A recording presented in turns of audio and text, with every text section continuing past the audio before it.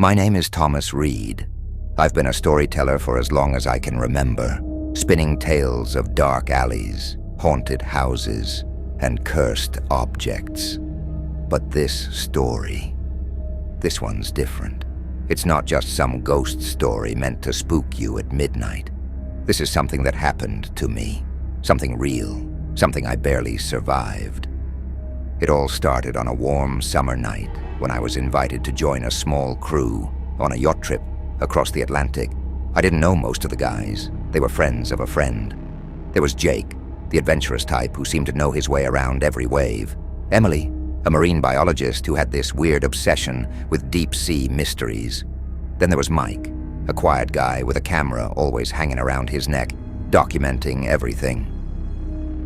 The last one was Sarah, a seasoned sailor, and the only one with real experience out there. She was the captain, and from what I heard, she had been on dozens of voyages before.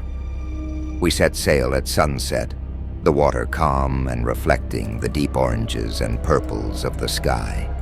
It was supposed to be a short trip, just a few days to explore the more secluded parts of the ocean, away from the busy coasts, far from the tourists, where the sea had its secrets.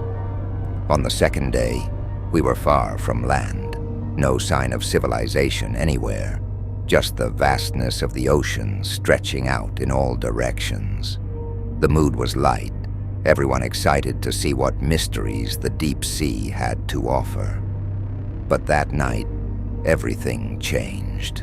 We were having dinner on deck, laughing, sharing stories, when the radio, our only link to the outside world, started crackling. At first we thought it was just interference, but then a voice came through. It was faint, like it was coming from far away, but we could all hear it. "Help us." It repeated those two words over and over, distorted by static. "Help us. We're lost." Sarah grabbed the radio, trying to respond, but there was nothing. No coordinates, no name, no ship identification, just that eerie, desperate plea. It didn't stop.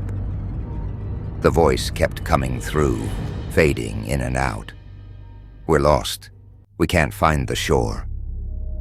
Jake tried to play it off as some prank, some signal bouncing off satellites, but Emily wasn't convinced. She had this look in her eyes like she had heard something like this before. "The Bermuda Triangle," she whispered under her breath, as if the words themselves were cursed. The rest of us chuckled nervously, but there was an undeniable tension in the air.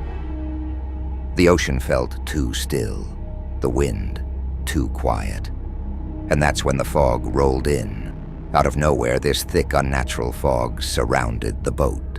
We couldn't see more than a few feet in any direction, and the temperature dropped. Sarah immediately jumped into action, trying to steer us out, but the compass was spinning uncontrollably. Every instrument was malfunctioning. Jake and Mike were looking overboard when they saw it first, a shadow in the fog. "There!" Jake pointed, eyes wide. "I saw something. Another ship." Sarah tried to steer toward it, but the fog seemed to shift with us, keeping the other vessel just out of sight. We called out into the night, but there was no answer. Then, out of nowhere, the voice came back on the radio, clearer this time. "Help us. We're trapped." Mike, being the curious type, decided to take his camera and get a closer look, leaning over the edge of the boat. But what happened next, we never could have prepared for. A hand, a cold, pale hand, reached up from the water and grabbed him. He screamed, and we all rushed to pull him back. But whatever had him was strong. It took all of us to yank him free, and when we did, his arm was ice cold, as if he had been dragged into freezing water. His face was pale, his eyes wide with fear. He kept mumbling about seeing faces in the fog, faces staring up at him from beneath the surface. By now, everyone was terrified. Sarah was doing everything she could to get us out of there. But no matter which way we turned, the fog kept us trapped, and that other ship, it kept appearing and disappearing, always just on the edge of our vision. Emily, who had been oddly quiet, suddenly stood up, her face pale. "It's not a ship," she whispered. "It's a ghost." We all stared at her, thinking she had lost it. But the more she talked, the more everything started to make sense. According to her, there were stories, old maritime legends, about ships that disappeared in the fog, their crews lost forever, trapped between the living world and the afterlife. She said that some of those lost ships try to pull others into their fate, to drag them into the depths so they wouldn't be alone. At that point, we were all on edge, but nothing could have prepared us for what came next. The fog began to thicken, and the boat started to shake, as if something massive was moving beneath us. The water churned, and we could hear the creaking of wood, like the groaning of an old ship. But it wasn't ours. And then, we saw it. A massive, decaying ship appeared out of the fog, looming over us like a giant. Its sails were torn, the wood rotting, and on its deck were shadowy figures that didn't move like people, more like they were drifting, watching us. The voice on the radio grew louder, more frantic. "Help us! Join us!" Panic set in. Sarah tried to steer us away, but no matter what she did, the ghost ship followed, closing in on us. It was as if it wanted us to join its crew, to become one of the lost souls trapped at sea forever. Jake grabbed a flare gun, shooting it into the sky in desperation. The red light cut through the fog for just a moment, and in that brief flash, we saw the truth. The faces of the crew on that ghost ship. They were dead. Their eyes were hollow. Their skin decayed. They were nothing but corpses, and they were coming for us. Just as the flare burned out, everything went silent. The fog began to lift, the water stilled, and the ghost ship, it vanished, as if it had never been there. But the horror wasn't over. The radio crackled one last time. The voice, now clearer than ever, said, "You'll never escape. You'll join us, eventually." We spent the next 2 days trying to find our way back to shore. But no matter which way we sailed, we were lost. The compass never worked, the stars were obscured, and the wind seemed to push us further into the unknown. And then, just as suddenly as it started, we found the land. But here's the thing. When we reached the coast, we were greeted by the Coast Guard. They said they had been searching for us for weeks. According to them, we had been missing for over a month. None of us could explain it. None of us wanted to. But even now, as I sit here telling you this story, I can still hear that voice in the back of my mind, calling out from the depths, "Help us. We're lost." Now I have to ask you, have you ever experienced something strange at sea? Or do you know any stories like this? Let us know in the comments, and don't forget to hit that like button if this story gave you chills. Also, tell us, where are you watching from? We made it back to land, but things were never the same after that. Jake, the tough guy who always laughed in the face of danger, never set foot on a boat again. He refused to talk about what happened out there. The last time I saw him, he was staring out at the ocean, almost as if he was waiting for something or someone to come back for him. Mike, the one with the camera, well, his footage should have been enough to explain everything. But when we tried to play it back, every recording from the trip was either corrupted or just gone. It was like the camera had never been used, as if those days on the water had been erased completely. He quit photography after that, saying something about how he didn't want to capture the dead. As for Sarah, the captain, she vanished. A few weeks after we returned, she took off on another voyage, this time alone. No one's seen or heard from her since. It's like the ocean claimed her, just like it tried to claim the rest of us. But it was Emily who took it the hardest. After we got back, she locked herself away, poring over old maritime records, trying to find some explanation for what we saw. She became obsessed, convinced that the ghost ship wasn't just some legend, but a real vessel that's been haunting the waters for centuries.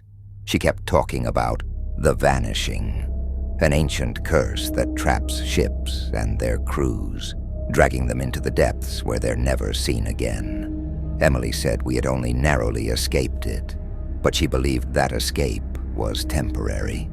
She was right. One night, about a month after we got back, I woke up to a strange sound outside my window. At first I thought it was the wind, but then I heard it, faint, distant, but unmistakable. The radio. That same voice, whispering through the static, "Help us, join us." It sent a chill down my spine, but I told myself it was just my imagination. After everything we went through, it made sense that my mind would play tricks on me. But the voice didn't stop. Every night, I'd hear it. And every night, it got louder. "Help us. We're lost." I couldn't sleep. I couldn't eat. I couldn't think about anything but that voice. It was calling me back, pulling me toward the water, just like it did out there in the middle of the ocean. I tried to ignore it, tried to drown it out with music, with noise, with anything that could fill the silence. But nothing worked. One night I decided to visit Emily, thinking maybe she had found something in her research that could help explain what was happening.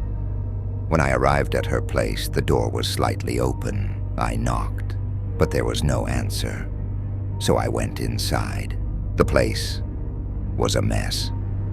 Books and papers were scattered everywhere, all about maritime legends, curses, and ghost ships. In the center of the room was Emily's laptop, still open, with a map of the Atlantic Ocean on the screen. It had dozens of red pins marking locations, places where ships had mysteriously disappeared over the centuries. And then I saw it, right in the middle of the map. One pin stood out. It was where we had been, the exact coordinates of our voyage. Before I could process what I was seeing, I heard it again, the voice. But this time it wasn't coming from the radio, it was coming from inside the house. I turned, and there she was, Emily, standing by the window, staring out at the sea.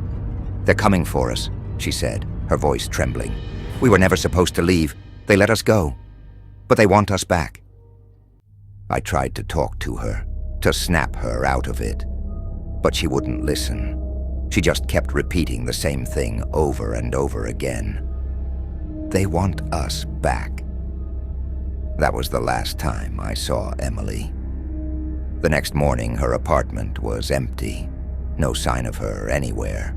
Her car was still parked outside, and her phone was on the kitchen counter, but she was gone. The police said it looked like she just walked out in the middle of the night and disappeared. And I knew exactly where she had gone. The ocean. That's when I realized it was only a matter of time before it came for me too. The voice, the fog, the ship. It was all part of something bigger, something ancient, something that didn't let go. I'm telling you this story, not because I want your sympathy, but because I need you to understand. If you ever hear a voice on the water calling out to you, don't answer. Don't try to help. Don't listen. Because once the ocean has its eye on you, it never lets go. And now, it's my turn. I can feel it. Every day, the pull gets stronger. The voice is louder. The dreams are more vivid.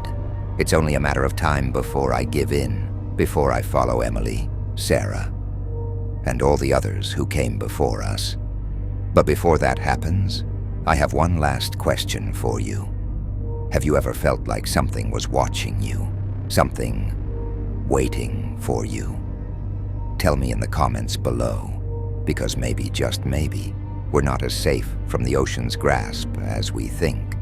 And if you haven't already, make sure to like this video. Who knows, maybe the ocean won't come for you. If you do. Now every time I close my eyes, I see the ship. It's always there, waiting for me in the fog. Its crew of hollow-eyed souls standing silently on deck. I know they're watching me, just like they watched Mike, Jake, and Emily. And one day, I'll join them. Maybe sooner than I think. I tried to keep living my life like normal, pretending that what happened out on the water was just a bad dream. Something I could shake off if I focused hard enough. But it's impossible to escape when the ocean has its grip on you. I've tried staying away from the shore, moving inland where I thought I'd be safe. But no matter where I go, I can still hear the whispers. It started small, just a soft murmur in the back of my mind, like the ocean was calling me back. I'd hear it in the dead of night, right before I fell asleep. A faint voice saying the same thing over and over. Help us, come back to us. At first I thought it was just a trick of the mind. Stress, maybe, trauma. But then I started seeing things. It didn't matter if I was at work, in a crowded cafe, or sitting at home. I'd glance at my phone or catch a glimpse of a TV screen, and there it would be. The ship. That cursed ship, sailing through thick fog on calm waters, like a ghost slipping through the cracks of reality. But it wasn't just on screens. It was in reflections, too. Mirrors, windows, even puddles on the street. Every time I caught my reflection, I saw something else. The deck of a ship. Cold, wet wood beneath my feet. The sound of creaking ropes in the wind. And always, that same fog. Thick and unrelenting, swallowing everything around me. One day I couldn't take it anymore. I locked myself in my apartment, refusing to leave, shutting out the world in the hopes that maybe, just maybe, the ocean would forget about me. But it didn't. It never does. The voices grew louder, the visions more frequent. And then I started dreaming about them. Emily, Mike, Jake, and Sarah. They were all there, standing on the deck of the ship, their faces pale and gaunt, their eyes hollow. They didn't speak, but I knew what they were thinking. They were waiting for me to join them. It was like I could feel the cold sea air brushing against my skin, hear the distant sound of waves crashing against the hull. In the dream, I'd always walk toward them, closer and closer to the edge of the ship, until I felt the icy water pulling me under. That's when I'd wake up, drenched in sweat, heart pounding, as if I had just been pulled out of the ocean myself. But the worst part? It wasn't just happening when I slept. I'd see them during the day, too. In the corner of my eye, at the edge of my vision, a flash of pale skin, a glimpse of wet clothing. I knew they weren't really there, not physically, but it didn't matter. They were always watching, always waiting. I'm not sure how much longer I can resist. It's getting harder to tell the difference between dream and reality. Sometimes, I wake up in the middle of the night and I'm sure I can hear the sound of waves crashing outside my window, even though I live miles from the coast. Other times, I'll find wet footprints leading from my front door, as if something, has been inside my apartment, walking around while I was asleep.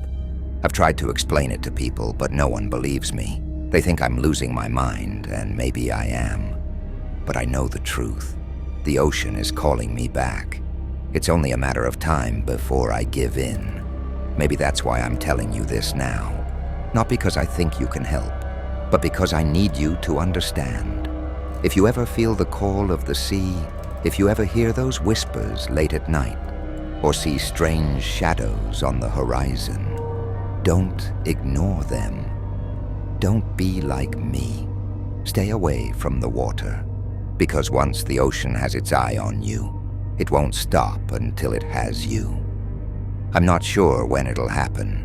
Maybe tonight, maybe tomorrow. But I can feel it coming. The pull of the water. The call of the ghost ship. It's getting stronger. Every time I close my eyes, I see it waiting for me, just beyond the fog. Maybe I'll end up like Emily, or Sarah, or all the others who disappeared without a trace. Or maybe I'll be the one to break the cycle. I don't know, but I do know one thing. The ocean never forgets. It never lets go. And now, I'm out of time. As I write this, I can hear it. The foghorn, that low, mournful sound, echoing through the night. It's closer than it's ever been before. I know what it means. The ship is here. It's waiting for me. I don't know if I'll be able to resist this time. The pull is too strong. The voices are too loud. So if you never hear from me again, if this is the last thing I ever write, then let this be a warning to you. Stay away from the sea. Stay far, far away. Because once the ocean decides it wants you, it never lets go. The foghorn outside grew louder. My hands shook as I closed the notebook, my last attempt at explaining everything. I stood, heart pounding, and looked out of the window. The fog had crept into the streets like a silent, stalking predator. It was thicker than I had ever seen, swallowing up the buildings, the trees, even the moonlight. And then I saw it, just for a moment, but long enough to confirm what I had been dreading. Through the dense fog, the silhouette of a ship materialized, drifting ever so slowly down the street like it was sailing on an invisible sea. I rubbed my eyes, thinking it was some kind of illusion, a trick of the light or my imagination running wild. But when I looked again, it was still there, hauntingly real. The ship, the same cursed ship that had taken them all. Emily, Mike, Jake, and Sarah. They were all gone because of it. And now, it had come for me. I stumbled backward, nearly tripping over a chair. My mind raced. What could I do? There was no running from this. The ship wasn't bound by the laws of nature anymore. It didn't need water to sail. It had crossed over into this world, into my reality, and there was nowhere left for me to hide. The whispers started again, this time louder, more insistent. Come with us. Come back to us. I pressed my hands over my ears, trying to block them out. But the sound was inside my head, echoing, bouncing around like the clanging of a bell. It felt like my skull was about to crack open. I knew I had to leave. Staying here would only make things worse. I grabbed my coat, not thinking, just acting on pure instinct. The door creaked as I opened it, and the cold, damp air from the fog hit me like a wall of ice. It was as if the ocean itself had entered the city. I stepped outside, my breath forming small clouds in the chilly air. The streets were empty, eerily quiet, except for the occasional creak of the ship in the distance. I could hear the water lapping at the hull, though I knew there was no water here, not in the middle of the city. But the ship was sailing, nonetheless. I glanced around, scanning the street for any sign of life, but there was none. Everyone else was safe in their homes, completely unaware of the nightmare that was unfolding outside. I could feel the ship pulling me, like some invisible force was drawing me closer. I walked without thinking, my feet moving on their own. Each step brought me nearer to the sound of creaking wood and the slow rhythmic splash of waves that shouldn't exist. I turned the corner, and there it was, the ship. It stood still now, anchored in the middle of the street, towering over me like a ghostly monument. The fog swirled around it, giving it an ethereal glow, like something from another time, another world. The same ropes and sails I had seen the first time out on the ocean were there, untouched by time. But the deck, it was different. It wasn't empty anymore. They were there, all of them. Emily stood at the front of the ship, her long, wet hair hanging limply over her face.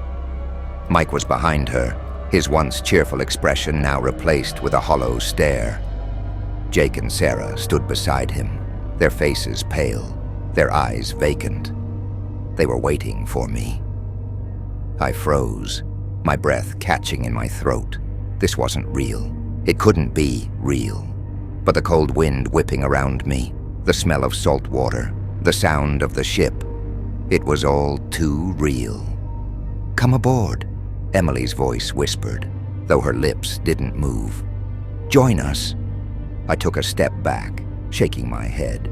No, I can't. I won't." But the ship didn't care.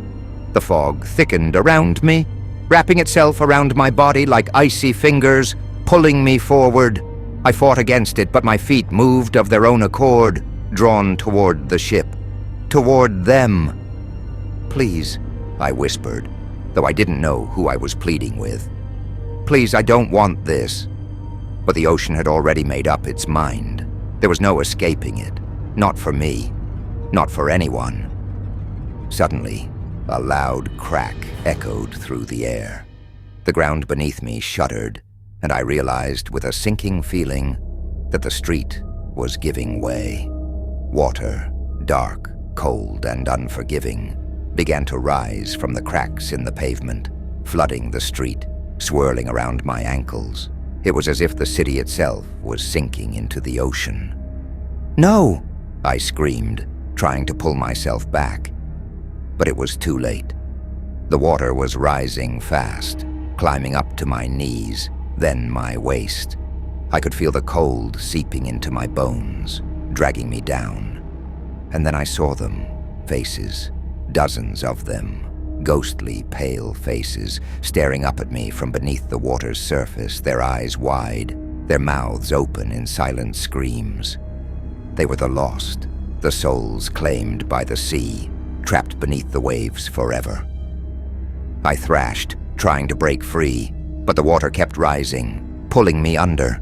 The ship loomed above me, and I could hear the voices again, louder this time, all of them calling my name, urging me to join them. I gasped for air as the water closed over my head, the cold darkness swallowing me whole. My vision blurred, and for a moment I thought it was over. But then everything stopped. The water receded, the fog lifted, and I was back. I was standing in the middle of the street, dry, unharmed. The ship was gone, and the city was quiet once more. But I knew the truth. This wasn't the end. The ocean never forgets, and it never lets go. So now I ask you, have you ever heard the call of the sea? Have you ever felt the pull of something dark and mysterious beneath the waves, something you can't quite explain? Let me know in the comments. Maybe we're not so different, you and I. And don't forget to like this video. You might need all the luck you can get. The silence in the street was overwhelming, almost deafening after the chaos that had just consumed me. I stood there, disoriented, my heart still pounding as if it had forgotten how to slow down. The fog had lifted, the water had vanished, and the ship, along with Emily, Mike, Jake, and Sarah, was gone. I wanted to believe it was over, that somehow, by some miracle, I had survived and the nightmare had ended. But deep down, I knew better. The ocean, that cursed abyss, never truly let go of its victims. I glanced around, half expecting to see the ship lurking just out of sight, hidden in the shadows or behind a corner. But everything was as it should be. The street was empty, the buildings quiet, the air still, normal. But the normalcy was a lie. I turned and started walking, my legs stiff, my mind racing with thoughts I couldn't piece together. I had to leave this place. Maybe if I put distance between me and the ocean, I could escape its grasp for good. But a part of me knew it didn't matter where I went. The sea would follow. It always did. Days passed, and I moved as far inland as I could. I avoided the coast, stayed away from water, and kept myself busy with mundane routines. But no matter how much I tried to forget, I couldn't shake the feeling that I was still being watched, that somewhere beneath the surface of a distant body of water, the cursed ship was waiting for me. Nights were the worst. Every time I closed my eyes, I saw the faces of my friends, cold, lifeless, their hollow eyes staring back at me. I heard their whispers in the dead of night, their voices mingling with the sound of the waves calling me back to them. I couldn't keep living like this. I had to know. I had to be sure. One evening I found myself standing on the edge of a small lake, miles away from the ocean. It was peaceful, calm. A soft breeze rustled through the trees, and the water rippled gently, reflecting the fading light of the setting sun. But as I stood there, staring at the water, I realized something. It wasn't just the ocean that was cursed. It was any body of water. The sea's reach extended far beyond its shores. I kneeled by the lake, my heart pounding in my chest. I reached down and touched the surface of the water, half expecting it to pull me under like it had before. But nothing happened. The water was cool, refreshing even. I let out a shaky breath and stood up, feeling foolish for letting my fear get the best of me. Maybe I really had escaped. Maybe it was over after all. But as I turned to leave, I heard it. A faint creaking sound, like the groaning of old wood. I froze, my blood turning to ice in my veins. Slowly I turned back to the lake, and there, in the distance, barely visible through the gathering fog, I saw it, the ship. It was there, rising from the water like a specter, its ghostly sails billowing in the windless air. And on its deck, I saw them, Emily, Mike, Jake, and Sarah. They were waiting for me, just like before. My breath caught in my throat as the whispers started again, louder this time, more insistent. "Come back to us." I stumbled backward, my mind racing. I couldn't run from this. The ship had followed me, no matter how far I had gone. I knew then that it would never stop. The ocean's curse wasn't bound by distance or time. It was with me, always.